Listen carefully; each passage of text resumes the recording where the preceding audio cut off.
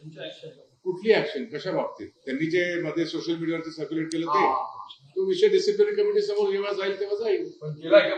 अद्याप तरी माझ्याकडे तशी माहिती नाही. उमेश पाटील जे नवीन लिस्ट आता कधी मिळणार म्हणजे जवळपास आता 29 एप्रिलला गोष्ट झाली, 11 एप्रिलला कळाली, आता 6 दिवस झाले. असं आहे की आमच्या पक्षाच्या अंतर्गत त्या ठिकाणी बैठका कधी होतील, त्या ठिकाणी आमची राष्ट्रीय कार्यकारिणीची मिटिंग कधी होईल, ज्या वेळेला होईल त्यावेळेला आपल्याला कळवलं जाईल. एवढ्यात काय मिटिंग आहे काही? ज्या वेळेला होईल त्यावेळेला आपल्याला सगळे कळवलं एकत्र नाहीच आहेत ना.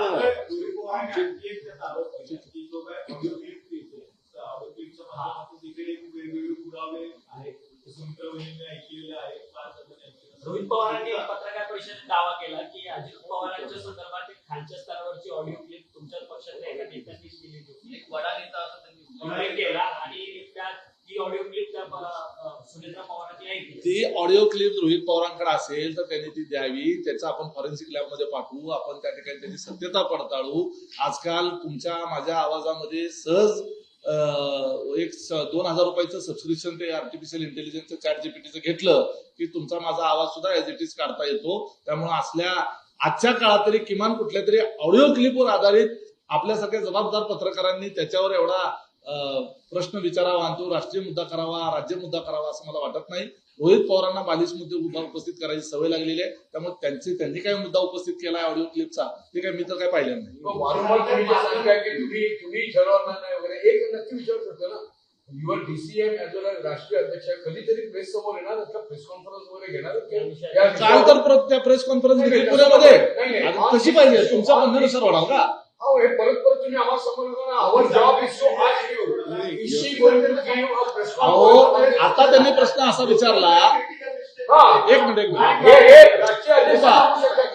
काल हेच प्रश्न पुण्यामध्ये असलेल्या आपल्या प्रतिनिधींकडून त्या ठिकाणी विचारले पाहिजे होते. काल प्रेस कॉन्फरन्स झाली जवळपास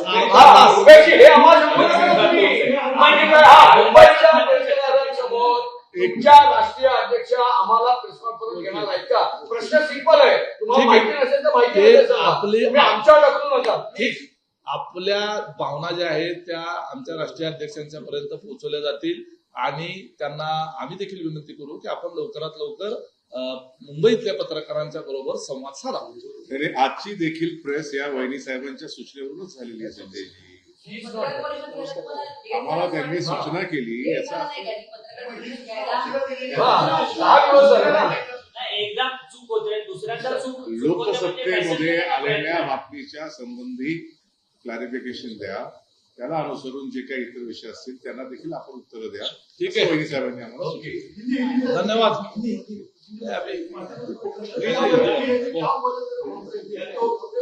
ऐसा है कि जब अजीत दादा साहब हमारे अध्यक्ष थे, राष्ट्रीय अध्यक्ष, उस वक्त भी मैं पार्टी का महासचिव था और प्रफुल्ल भाई ने और अजीत दादा ने मेरे पास वो जिम्मेदारी रखी थी कि मैं दिल्ली कार्यालय जाया करूं. हर हफ्ते मैं दिल्ली जाया करता था, कभी 2 रोज वहां रुकता था, कभी 3 रोज रुकता था. लेकिन जब से महाराष्ट्र के स्थानीय चुनाव शुरू हुए मेरा जाने का सिलसिला खत्म हो गया क्योंकि यहाँ पर ध्यान देना आवश्यक था. साथ ही साथ जब 28 तारीख को दादा का निधन हुआ उसके पश्चात तो हम में से किसी में वो बल नहीं था कि हम यहाँ से निकल कर कहीं और जाए.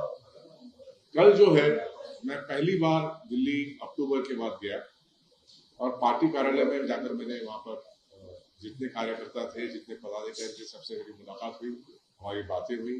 आगे 10 जून को जो पार्टी का फाउंडेशन डे आता है उसके तहत क्या तैयारी करनी चाहिए इसके ऊपर चर्चा हुई. भिन्न भिन्न सेल के हमारे दिल्ली के प्रदेश के अध्यक्ष के जो भी साथी सहकारी हैं वो वहां पर उपस्थित थे. मुझे अंदाजा नहीं था कि वहां पर हमारे राष्ट्रीय युवा अध्यक्ष भी होंगे, वो थे, अन्य पदाधिकारी भी थे, जितने भी थे सबसे मेरी मुलाकात हुई, सबसे चर्चा हुई. और दिन भर चर्चा करने के बाद वहां से जब मेरी वापसी हो रही थी मुझे आपके किसी साथी दोस्त का फोन आया और उन्होंने मुझसे ये सवाल किया कि आज आप पार्टी कार्यालय में आए थे तो हमने ऐसा सुना है कि आपने वहां पे कुछ निर्देश जारी किए हैं. तो मैंने कहा मैंने कौन से निर्देश जारी किए वहां? तो उन्होंने कहा कि क्या आपने प्रफुल्ल पटेल साहब और तटकरे साहब का पार्टी के अंदर आना, पार्टी के ऑफिस कार्यालय में आना बंधित कर दिया है. उस पर मैं हंस पड़ा कि ऐसी बात आप पूछ रहे हैं, मतलब कि जिसका सवाल ही नहीं, जवाब ही नहीं हो सकता. दोनों मुझसे बहुत ज्यादा वरिष्ठ हैं, हमारे जो सबसे वरिष्ठ नेता हैं 3, उनमें से 2 ये हैं, पटेल साहब और तटकरे साहब। तो मैंने पत्रकार भाई से कहा कि आपके पास जानकारी ये जो आई है बिल्कुल गलत है, ये बेबुनियाद है और इसमें कोई सच्चाई नहीं, ऐसी कोई चर्चा हुई नहीं और हो भी नहीं सकती। दूसरा उन्होंने सवाल मुझसे ये किया कि क्या वहां पर आपने उनकी बैठने की जहां व्यवस्था थी उसको ताला लगा दिया है? ऐसा कुछ हो सकता है कि मैं जब आपसे हिंदी में वार्ता कर रहा हूँ तो बात हमारी मराठी में हुई थी, थोड़ा कम ज्यादा होगा तो आप संभाल लेना। तो मैंने उनको उसके ऊपर भी स्पष्टीकरण दिया कि पार्टी के दिल्ली के कार्यालय में कभी भी इतनी जगह उपलब्ध नहीं थी कि पार्टी के राष्ट्रीय अध्यक्ष, राष्ट्रीय कार्याध्यक्ष और तटकरे साहब इनके अलग अलग कैबिन हो। जो राष्ट्रीय अध्यक्ष का कैबिन था, माननीय अजीत दादा का कैबिन था, प्रफुल्ल भाई जब भी कार्यालय आते थे वो वही बैठते थे, उसी मेन कुर्सी पर बैठते थे। यदि तटकरे साहब आते थे दिल्ली कार्यालय आते थे, वो भी उसी कुर्सी पर बैठते थे, उसी कैबिन में बैठते थे। तो उनका अलग कोई कैबिन था ही नहीं। तो ये सवाल भी आपका बेबुनियाद है, किसी ने आपको गलत इसके बारे में इंफॉर्मेशन दी है। तो उसके बाद उन्होंने मुझे कहा कि बस आपने इस बात का इनकार किया तो मैं ये न्यूज कैरी करने वाला। मैंने कहा दीजिए, पर उन्होंने जो हेडलाइन डाली है उससे संभ्रम पैदा होता है, इसलिए ये स्पष्टीकरण देने के लिए हमने ये मौका चुना कि आपके सामने।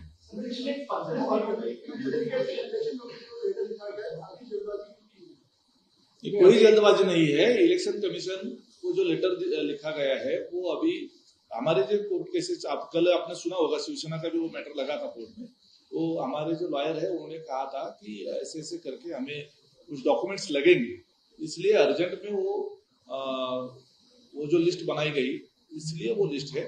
बाकी उसमें सुधार हो सकता है, उसमें बदल हो सकता है, उसमें डिस्ट्रीब्यूशन ऑफ वर्क अलग से हो सकता है। उसके लिए हमारे वरिष्ठ नेता जो है उसमें आदरणीय सुनेत्रा बहनी रहेंगी, आदरणीय प्रफुल्ल भाई रहेंगे, तटकरे साहब रहेंगे, भुजबल साहब रहेंगे, मुश्रीफ साहब रहेंगे, तुलसी पाटिल साहब रहेंगे, धनंजय मुंडे रहेंगे, सभी वरिष्ठ नेता, पार्थदादा पवार रहेंगे, सभी वरिष्ठ नेता बैठ के इसके बारे में जो है वो बैठक लेके इस कार्यकारिणी वर्किंग कमेटी और ऑफिस बेयरर के बारे में आगे से और उसमें संशोधन हो सकता है, उसमें कोई अलग राय रखने की जरूरत नहीं। देखिए ये सभी नेताओं का वक्त जो है उस हिसाब से वो होगा और आदरणीय बहनी को जैसे ही टाइम मिलेगा वो बैठक हो जाएगी। कम से कम इतना कह सकते हैं कि पिछले 15 दिनों में राष्ट्रवादी में कम्युनिकेशन गैप थोड़ा रहा है, जिसकी वजह से डिले कम्युनिकेशन हुआ, लिस्ट 29 अप्रैल को निकाली, क्लैरिफिकेशन आ रहा है। देखिए कैसा है कि हमें इसकी जानकारी नहीं थी कि जो लिस्ट इलेक्शन कमीशन को भेजी गई थी वो जिस माहौल में दी गई उससे आप मीडिया इतना सीरियसली लेके इस तरह से उसका एक परसेप्शन अलग तरह से हो जाएगा ये हमें भी पता नहीं था। और जिस तरह से अभी मीडिया में चर्चा चालू है इसके इसलिए पार्टी के सभी वरिष्ठ नेताओं से चर्चा करके आज हमारे राष्ट्रीय अध्यक्ष ने हमें प्राधिकृत किया कि आप लोगों से वार्तालाप करें और इसके बारे में जो है वो खुलासा ठीक तरह से हो जाए। धन्यवाद। रोहित पवार जो है पवार परिवार के है और उनका हमेशा जो है उनके खुद के मतदार संघ छोड़ते उनकी कॉन्स्टिट्यूंसी छोड़कर वहां के इश्यू छोड़कर उनको सिर्फ अजीत दादा और उनके परिवार के बारे में और हमारी पार्टी के बारे में बयानबाजी उनकी चाहते हैं। हमारी पार्टी में कितना खर्चा हो रहा है, हमारी पार्टी में कहाँ खर्चा हो रहा है, हमारी पार्टी के एमएलए क्या कर रहे हैं, हमारे पार्टी के उन्होंने बताया कि 20-22 एमएलए जो है वो अब बाहर निकलेंगे और दूसरे पार्टी में जाएंगे। अभी रोहित पवार जी के खुद के पार्टी के उनके सहित वो इनकार नहीं कर सकते, वो खुद भी हमारी पार्टी में आना चाहते थे। अजीत दादा को बोल रहे थे मुझे ले लीजिए जल्दी, उसके पहले बीजेपी में जाने की कोशिश कर रहे थे। और मैंने जो कहा बहुत सी चीजें हैं ऐसी जो परिवार के अंदर है, उनको अजीत दादा को मानसिक रूप से त्रस्त किया था। जब उनको जिला परिषद का टिकट देने का उन्होंने मांगा था तो पवार साहब ने इनकार किया था। फिर वो सुप्रिया ताई के पास गए, सुप्रिया ताई ने भी बताया कि वो अजीत दादा डिसाइड करेंगे। अजीत दादा ने कहा कि पवार साहब से आप डिसीजन ले लो। तब उन्होंने कहा कि अगर मुझे इलेक्शन के लिए परमिशन नहीं दी गई तो मैं बीजेपी में जाऊंगा और बीजेपी से इलेक्शन लड़ूंगा। ऐसा रोहित पवार जी ने कहा था। रोहित पवार असं म्हणाले होते। रोहित पवार हे भारतीय जनता पार्टीमध्ये जाऊन निवडणूक लढवणार होते। रोहित पवारांनी त्यांनी त्यावेळेला परिवारामध्ये पवार साहेबांना धमकी दिली होती की जर मला तिकीट दिलं नाही तर मी आणि माझा परिवार भारतीय जनता पार्टीमध्ये प्रवेश करू आणि तिकडून निवडणूक लढवू, अशा पद्धतीची धमकी रोहित पवारांनी दिली होती. आणि तेव्हापासून रोहित पवारांचा सातत्यानं अशा पद्धतीनं मानसिक छळ करणं, ब्लॅकमेलिंग करणं हा उद्योग चालूच आहे. आणि जोपर्यंत अजितदादा हयात होते तोपर्यंत पार्टी वेगळी झाल्यानंतर रोहित पवार यांचे अजितदादाच्या संदर्भानं असलेले सगळे स्टेटमेंट काढून बघा. त्या सगळ्या स्टेटमेंटमुळं ज्या वेळेला सुनेत्राबाई निवडणुकीला उभ्या होत्या, आता ते काकी म्हणतात, आणि त्या काळामध्ये त्यांनी कशा पद्धतीनं अजितदादांच्या संदर्भानं, सुनेत्राबाईंच्या संदर्भानं कशा पद्धतीची भाषणं केली, कशा पद्धतीने टीका केली, कशा पद्धतीची वक्तव्य केली, हे सगळं जे आहे ते पुन्हा एकदा रिवाइज करून बघा. म्हणजे त्यांनी थेटपणे भाषणांमधून आणि वक्तव्यांमधून केलेला छळ आणि अंतर्गत केलेला छळ हे आपल्याला लक्षात येईल त्याची तीव्रता किती होती. भारतीय जनता पक्षाच्या जाणं इतकं सोपं आहे का तुमचे नक्की द्यायची आणि कुठे जायचं? ते पहा, भारतीय जनता पार्टीच्या जाण्याचा काळ तुम्ही बघा, तुम्ही कधीच आहे. रोहित पवार हे आता दुसऱ्यांदा विधानसभेचे आमदार आहेत आणि त्याच्या अगोदर 5 वर्ष हे 2017 साली माझ्या माहितीप्रमाणे हे जिल्हा परिषदेचे सदस्य होते. म्हणजे ही 2016 ते 17च्या काळातला विषय आहे. सुनेत्रा वहिनी असतील, आदरणीय प्रफुल्लभाई असतील आणि आदरणीय तटकरे साहेब असतील, यांच्या नेतृत्वामध्ये सर्व आमदार जे आहेत ते एकसंधपणे घड्याळाच्या सोबत, आदरणीय अजितदादाच्या पक्षाच्या सोबत हे खंबीरपणे आणि ठामपणे त्या ठिकाणी आहेत आणि महाराष्ट्राच्या विकासाच्या घोडदौडीमध्ये ते त्या ठिकाणी वाटचाल करत आहेत. त्यामुळं यापुढं ज्या पद्धतीनं आदरणीय पवार साहेबांच्या संदर्भानं आम्ही कुठलाही फोटो टाकण्याच्या संदर्भात आम्हाला त्या ठिकाणी परवानगी नाही आहे, तसं रोहित पवारांना अजितदादाच्या नावाचा वापर करून त्या ठिकाणी स्वतःचं राजकारण पुढे रेटण्याची आमच्या पक्षाकडून अजिबात त्यांना परवानगी असणार नाहीये, हे या ठिकाणी या निमित्तानं आम्हाला स्पष्ट करायचं आहे. दुसरा आणखी एक विषय म्हणजे आनंद परांजपे पक्ष सोडून गेल्यानंतर राष्ट्रवादीला गळती लागली आणि आता पक्ष फुटीच्या. आनंद परांजपे हे माजी खासदार होते, निश्चितपणे आमच्या पक्षाचं काम करत होते.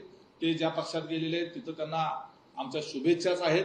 परंतु 3 पक्षांमध्ये, आमच्या 3 एनडीएच्या मध्ये असलेल्या, राज्यात सत्तेत असलेल्या तिन्ही पक्षांमध्ये अंतर्गत असा समझोता होता की एकमेकाचे पदाधिकारी कुणीही फोडायचे नाहीत आणि एकमेकाच्या पक्षामध्ये स्वीकारायचे नाहीत आणि ते त्या ठिकाणी घडताना दिसतंय. हे टाळलं पाहिजे असं आमचं त्या ठिकाणी पक्षाच्या वतीनं, आमच्या अध्यक्षांच्या वतीनं त्या ठिकाणी मत आहे. तरी आनंद परांजपे तिकडे गेलेत, आता त्यांना दिल्या घरी सुखी राहा असाच आमचा त्या ठिकाणी सल्ला राहील. त्यांना आमच्या निश्चितपणे शुभेच्छा आहेत. अजून एक विषय चर्चेला चाललेला आहे की ही यादी प्रसिद्ध झाल्यानंतर नेमकं तटकरे साहेब गुवाहाटीवरून आल्यानंतर पवार साहेबांना भेटले. आता पवार साहेबांच्या तब्येतीच्या संदर्भानं सर्वांना चिंता आहे, महाराष्ट्रातल्या अनेकांना चिंता आहे, वेगवेगळ्या पक्षातल्या लोकांनाही चिंता आहे. आपल्याला कल्पना आहे की मागे एकदा अमित शहा साहेब सुद्धा हॉस्पिटलमध्ये त्या ठिकाणी पवार साहेबांना भेटायला गेले होते. आता पवार साहेब हे सातत्यानं अमित शहा साहेबांवर टीका करतात, मोदी साहेबांवर टीका करतात, परंतु ते आजारी आहेत म्हटल्यानंतर हॉस्पिटलमध्ये जाऊन ते भेटले होते. तशाच पद्धतीनं पवार साहेबांच्या तब्येतीची विचारपूस करण्याच्या करता राज्यातला कुठलाही पक्षाचा कुठलाही नेता, देशातला कुठलाही नेता त्या ठिकाणी जाऊ शकतो. आमचे प्रदेशाध्यक्ष त्या ठिकाणी पवार साहेबांना भेटायला गेले. फक्त योगायोग ज्या दिवशी निवडणूक आयोगाकडे दिलेली पक्षाच्या वर्किंग कमिटीची आणि ऑफिस बेअरची यादी ज्या दिवशी प्रसिद्ध झाली, ती वास्तविक त्याच्या अगोदर 5-7 दिवस अगोदर ती निवडणूक आयोगाकडे दिलेली होती आणि वेबसाईटवर नेमकी त्याच दिवशी आली. आणि तटकरे साहेबांनी जवळपास 20 दिवसापूर्वीपासून 3 ते 4 वेळेला पवार साहेबांची वेळ मागितलेली होती भेटण्याच्या करता आणि ती त्या दिवशी त्यांना मिळाली आणि त्या ठिकाणी ते गेले. त्यामुळे हा योगायोग आहे आणि त्याचा संदर्भ कुठल्याही वेगळ्या पद्धतीनं राजकारणाच्या करता म्हणून जोडला जाऊ नये, ही व्यक्तिगत विचारपूस आहे. एवढ्या पुरतच ते मर्यादित आहे असं त्या ठिकाणी आपण त्या ठिकाणी आपल्या नोंदीमध्ये घ्यावं, एवढीच आपल्याकडनं अपेक्षा आहे. धन्यवाद. जर आपल्याला काही विचारायचं असेल तर आपण निश्चितपणे विचारू शकतो. सर, पण तुम्ही निवडणूक आयोगाला जे पत्र पाठवलेलं आहे त्याच्यामध्ये खरंच पक्षाचे कार्याध्यक्ष म्हणून प्रफुल्ल पटेल आहेत का? कारण की आता 29 एप्रिलला हे पत्र गेलेलं आहे, आज जवळपास 14-15 मे उलटलाय. मग तुमची पक्षा म्हणजे त्यांच्या कार्याध्यक्ष आणि प्रदेशाध्यक्ष पदाची ती यादी तरी समोर येणार? याला जोडून विचारलं पाहिजे. तुम्ही आज उत्तर देता, 11 तारखेला रात्री ही यादी आली, आज तारीख 16, त्याच्याबद्दल 29 तारखेचं पत्र टेक्निकल बोलले ना तुम्ही, टेक्निकल सांगता ना. मग ज्या वेळेला तुमच्या अरुणाचल प्रदेश आणि MLA त्याच्या त्याचा स्ट्रोक करून अध्यक्ष आणि याचा उल्लेख होतो. जर तुम्ही आता आम्हाला क्लॅरिफिकेशन देता आणि दॅट टू ओरली, कारण तुमचं रिटर्न याच्यामध्ये वेगळं आहे. Leader of NCP in Rajya Sabha पुढे काही नाही, लीडर ऑफ NCP लोकसभा पुढे काही नाही. तो डू वी एक्सपेक्ट की त्याच्यामध्ये ते कार्याध्यक्ष नाहीत, राज्याचे अध्यक्ष सुनील तटकरे नाही, असा तिथे अर्थ संबोधला जातो. आणि एवढं क्लॅरिफिकेशन द्यायला 5 दिवस का लागतात तुम्हाला? काय चालू आहे प्रॅक्टिकली? त्यांना रिमूव्ह केलंय की नाही? अजिबात नाही.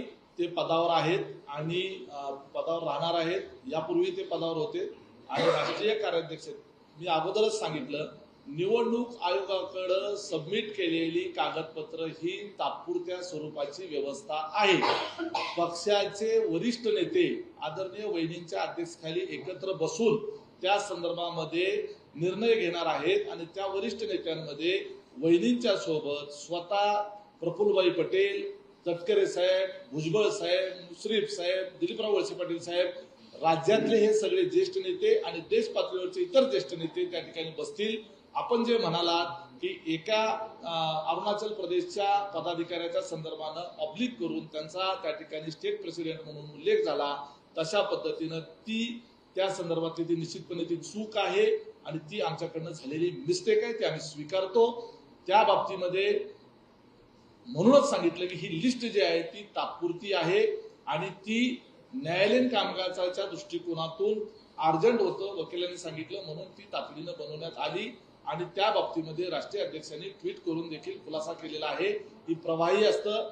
आमच्या हातामध्ये त्या ठिकाणी निवडणूक आयोगाबरोबरचा पत्रव्यवहार हा त्या ठिकाणी आम्ही परत एकदा करू शकतो. नंतर आमच्या ज्या बैठका 6 महिन्यात होतील, उद्या अधिवेशन होईल, कदाचित राष्ट्रीय कार्यकारिणीची बैठक होईल, त्याच्यानंतर जे तिथं निर्णय होतील ते देखील निवडणूक आयोगाला कळवले जातील. ज्या ज्या वेळेला ज्या ज्या बैठकांमध्ये निर्णय होतात ते निवडणूक आयोगाला कळवायला लागतात आणि ते त्या वेळेला कळवले जातील. त्यामुळे प्रत्येकच वेळेला यादीमध्ये एखादी कमी जास्ती जर काही झालं असेल किंवा चूक जरी झाली असेल त्याच्या संदर्भानं फार तर्कवितर्क करणं आवश्यक प्रदेशाध्यक्ष आणि तुमचे जे कार्याध्यक्ष आहेत त्यांना विसरला कसं समजायचं? एक्झॅक्टली 1 वाजून 50 मिनिटांनी त्याच रात्री 1 वाजून 50 मिनिटांनी सुनेत्राबाई हे त्यांना क्लेरिकल एरर सांगतात.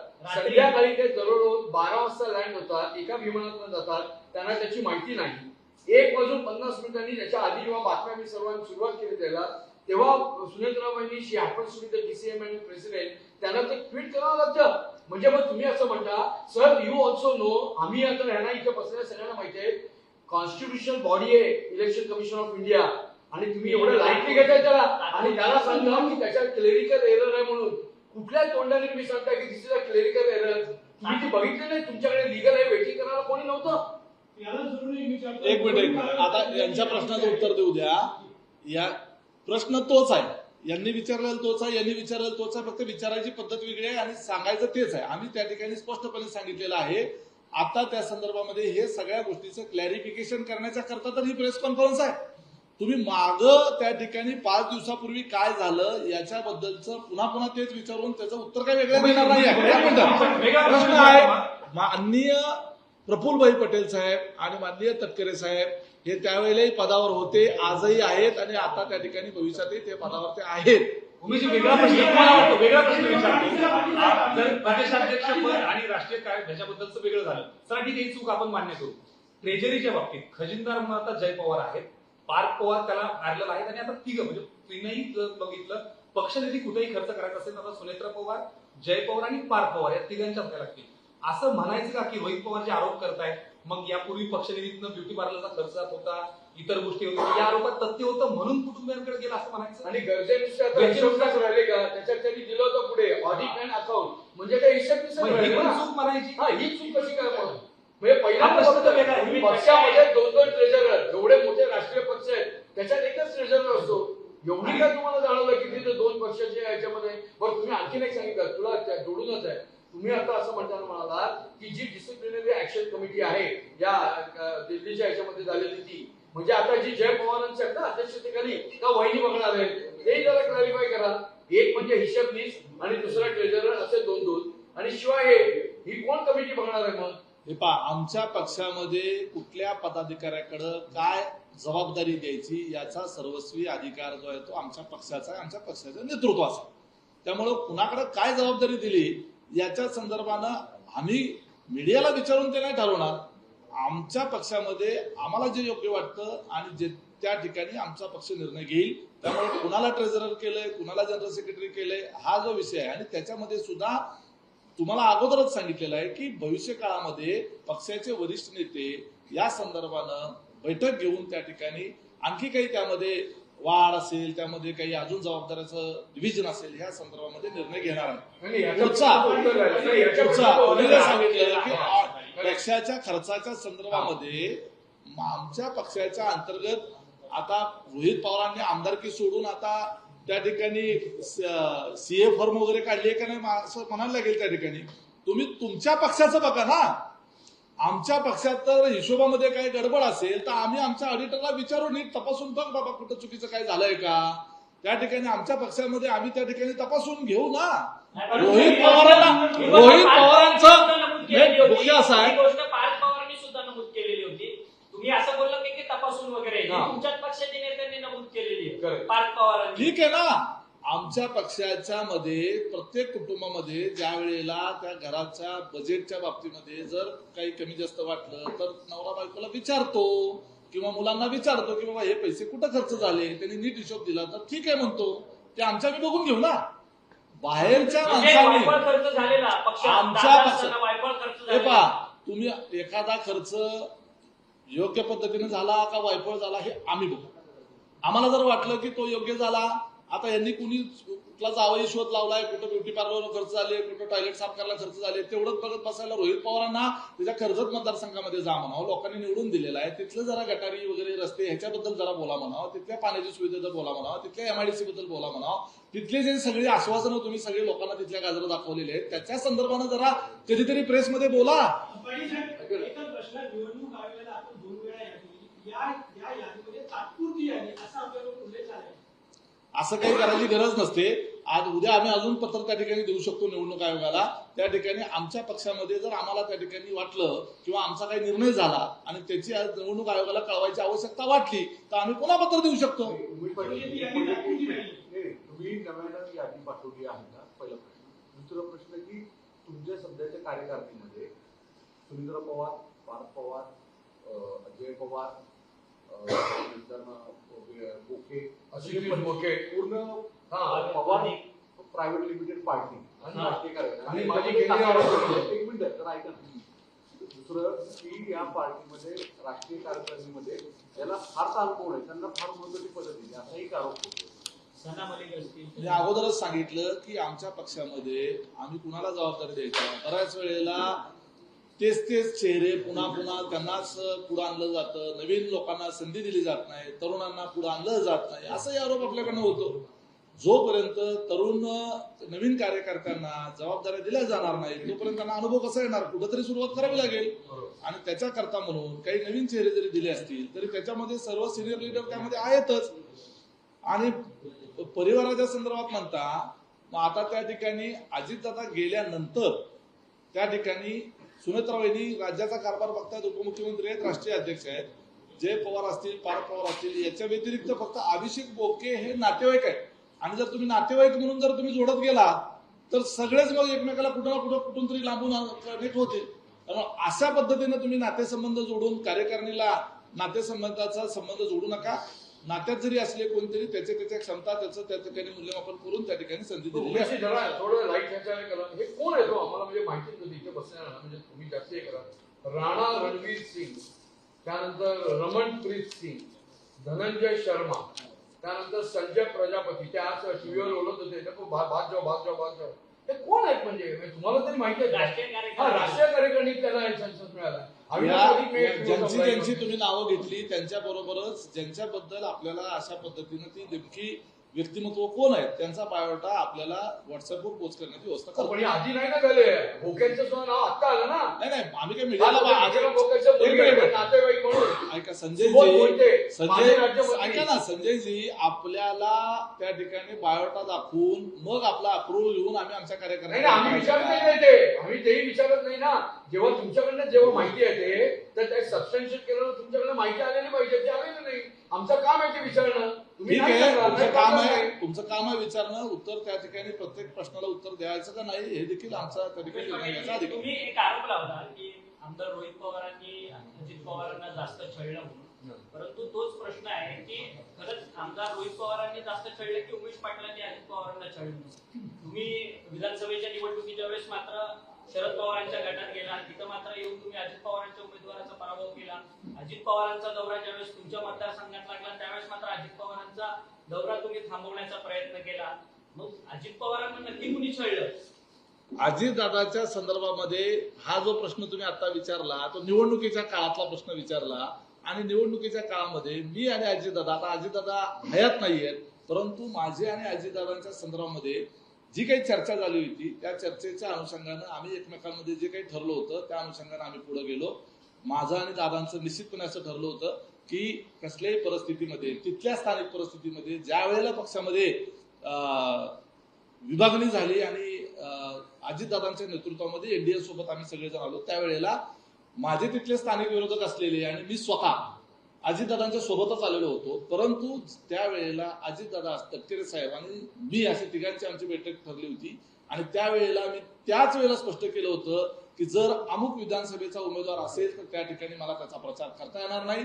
आयदर माझ्या लिडरशिपमध्ये तिथला पक्षानं उमेदवार त्या ठिकाणी पक्षाच्या चिन्हावर द्यावा किंवा त्या ठिकाणी मला स्वतंत्र अपक्ष उमेदवार उभा करण्याची परवानगी द्यावी, असं त्या ठिकाणी ठरलं होतं. आणि त्यावेळेला अजितदादांनी सुरुवातीला ते मान्य केलं नव्हतं, पण नंतरच्या काळामध्ये ज्या वेळेला दादांच्याच लक्षात आलं की त्या ठिकाणी उमेशच्याच लिडरशिपमध्ये तिथं आमदार येऊ शकतो, परंतु आपल्याला अमुक व्यक्तीला त्या ठिकाणी उमेदवारी देण्याशिवाय पर्याय नाही, आणि म्हटल्यानंतर आमच्यामध्ये पुन्हा एकदा मीटिंग झाली आणि त्या मीटिंगमध्ये मला माझ्या पद्धतीने जायचा त्या ठिकाणी मुभा देण्यात आली.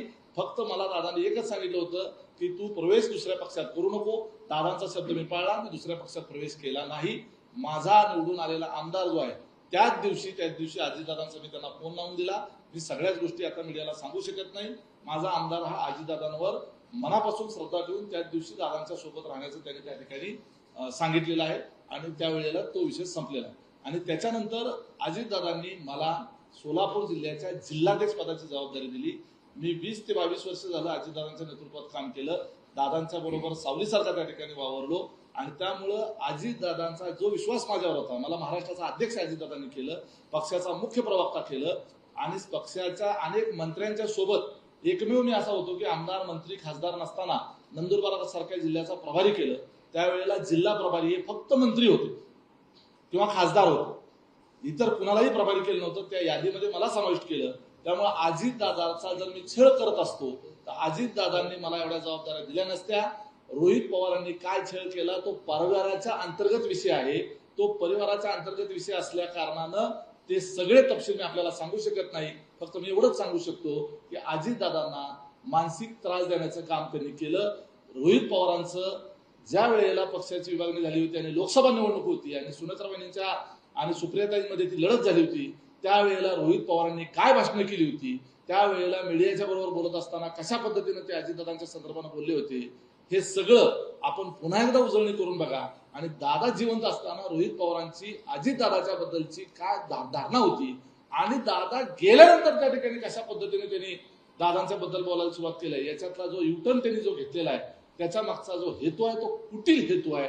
त्याच्याबद्दलची अजितदादांच्या अपघाताच्या संदर्भानं, घातपाती अपघात याच्या संदर्भानं त्यांना त्याच्याशी काही घेणं देणं नाही.